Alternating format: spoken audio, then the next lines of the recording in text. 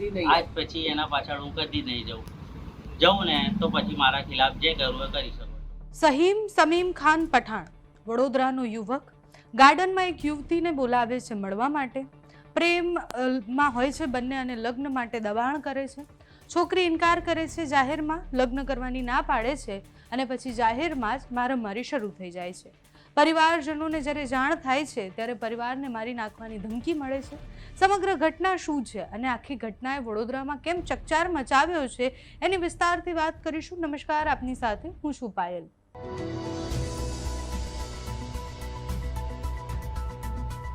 વડોદરાના ગોત્રી વિસ્તારમાં આરોપી સહીમ પઠાણે યુવતીને એક ગાર્ડનમાં મળવા માટે બોલાવી. પછી શરૂઆતમાં વાતચીતના બહાને બોલાવી અને પછી બાદમાં લગ્નનું દબાણ કર્યું.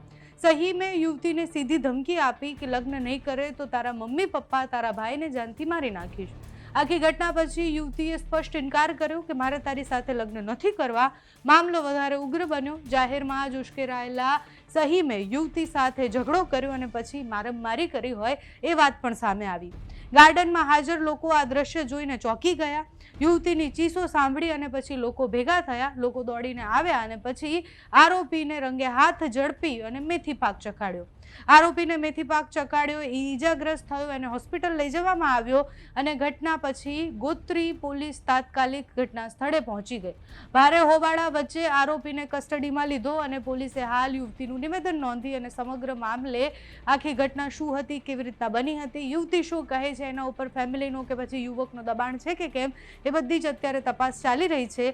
આ દરમિયાન પીડિતના ભાઈએ ગંભીર આક્ષેપો કરતા એવું કહ્યું કે સહીમ એ છેલ્લા ઘણા સમયથી એ છોકરીને હેરાન કરતો હતો, વારંવાર એનો પીછો કરતો, ધમકીઓ આપતો હતો અને માનસિક રીતના દબાણ કરતો હતો. આ બધું થયું એના પછી પરિવારના આરોપ પછી એ યુવકનો વિડીયો પણ સામે આવે છે. યુવક એવું કહે છે કે મારી પાસે જે પણ ફોટો હતા એ બધા મેં ડિલીટ કરી દીધા છે અને હવેથી જો હું એ છોકરી પાછળ દેખાઉં તો પછી તમે આગળ કંઈ કરજો. એટલે જ્યારે મેથી પાક મળ્યો એના પછીનો વિડીયો પણ આરોપીનો વાયરલ થયો છે. તો પહેલાં આરોપીએ શું કહ્યું તે જુઓ, એના પછી એ પીડિતના ભાઈ શું કહી રહ્યા છે તે પણ સાંભળો. મારું એના જેટલા ફોટા છે મેં હાઈ રાખેલા હતા, ડિલીટ તો કરી દીધા છે. તો પણ એને વિશ્વાસ નથી. તો પણ અગર ઇન કેસ એના ફોટાને કંઈ મિસયુઝ થાય તો હું જવાબદારી લઉં છું. ઓકે, આજ પછી હું એની પાછળ કદી નહીં. આજ પછી એના પાછળ હું કદી નહીં જાઉં ને તો પછી મારા ખિલાફ જે કરવું એ કરી શકો છો. બસ. મારી બેનને એક મુસલમાન છોકરો છે જેનું નામ સમીમ ખાન નામ છે. એ મારી બેન પ્રત્યે બહુ ખરાબ દ્રષ્ટિ રાખે છે અને એ કહે છે કે મેં તારું મર્ડર કરી કાઢીશ અને મેં તારા ભાઈનું મર્ડર કરી કાઢીશ, કાં તો પછી મેં ખુદ સુસાઇડ કરી લઈશ. આવી બધી ધમકીઓ અમને આપે છે. કારણ કે એવું કહે છે કે મારી જોડે લગ્ન કર અને એ લવ જિહાદ કરવા માગે છે મારી બેન પ્રત્યે. તો આજે તો હદ થઈ ગઈ. એણે પાર્કમાં બોલાવી મારી બેનને ફોન કરી અને પટાઈને અને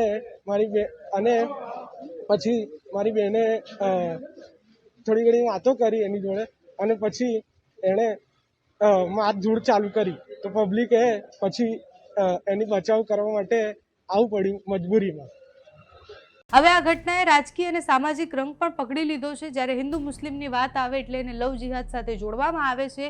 હિન્દુ જાગરણ મંચ અને બજરંગ દળના કાર્યકર્તાઓ મોટી સંખ્યામાં ગોત્રી પોલીસ સ્ટેશન પહોંચી ગયા હતા. સંગઠનોએ આ ઘટનાને ગંભીર ગણાવી અને શહેરમાં વધતી આવી ઘટનાઓમાં કડક કાર્યવાહી થાય એવી માંગ કરી છે. સાથે જ જાહેરમાં, બગીચાઓમાં અને બીજા જેટલા પણ સ્થળો છે ત્યાં સુરક્ષાની વ્યવસ્થા વધારે કરવામાં આવે એ માંગ પણ ઉઠી છે. જ્યારે મુસ્લિમ યુવક અને હિન્દુ યુવતીની વાત આવે કે પછી એ ઊંધું હોય તો બધી જ વાતમાં લવ જિહાદ શબ્દ આવે છે. હવે આમાં છોકરી જ્યારે એવું સ્પષ્ટ એવું કહે કે હા મને ખોટી રીતના પેલા છોકરાએ ફસાઈ છે તો પછી એ લવ જિહાદ કહેવાય. અત્યારે તો એ જે યુવક હતો એ યુવકને પોલીસે કસ્ટડીમાં લીધો છે. આગળ કેવી રીતના કાર્યવાહી થાય છે, પરિવારજનો શું કરે છે જોવાનું રહ્યું. તમારું આ વિષય પર શું માનવું છે અમને કમેન્ટ્સમાં જણાવજો. અત્યારે આ વિડીયોમાં બસ આટલું. જો તમે અમને યુટ્યુબ પર જોઈ રહ્યા હોય તો સબસ્ક્રાઈબ કરજો, ફેસબુક પર જોઈ રહ્યા હોય તો ફોલો કરજો, અમારા વિડીયોને લાઈક અને શેર કરજો.